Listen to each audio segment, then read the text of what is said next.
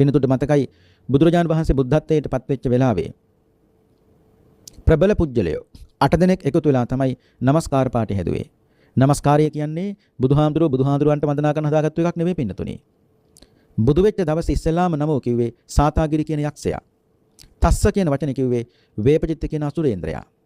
භගවතෝ කිව්වේ සතරවරන් දෙව් රජවරු. ධෘතරාෂ්ට්‍ර විරූඪ විරූපාක්ෂ වෛෂ්ණවන කියන සතරවරන් දෙව් රජවරු. අරහතෝ කිව්වේ පින්නතුනි සක්‍ර දේවේන්ද්‍රයා. සම්මා සම්බුද්දස්ස කිව්වේ සහම්පති මහා බ්‍රහ්මයා. අන්න මේ ප්‍රබල පුජ්‍යලයෝ 8 දෙනාම එකතු වෙලා තමයි නමෝ තස්ස භගවතෝ අරහතෝ සම්මා සම්බුද්දස්ස කියන নমස්කාර පාඨය කිව්වේ. මතක තියාගන්න නමෝ කිව්වේ සාතාගිරි යක්ෂයා. තස්ස කිව්වේ වේපචිත්ත කියන අසුරේන්ද්‍රයා.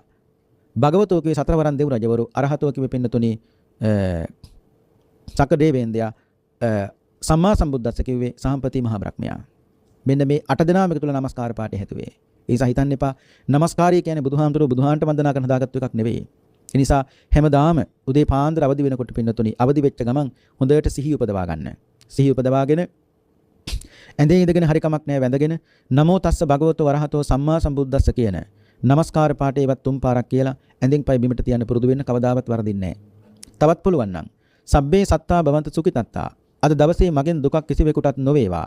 හැම සත්වයෙකුටම යහපතක්ම වේවා කියන මෛත්‍රී පූරාංගම සිතවිල්ලෙන් අවදි වෙන්න පුළුවන් නම් ඇඳෙන් පය බිමට තියන්න පුළුවන් නම් ඒ දවසේ විතරක් නෙවෙයි මුළු ජීවිත කාලෙටම ආශිර්වාදයක් බවට පත් වෙනවා.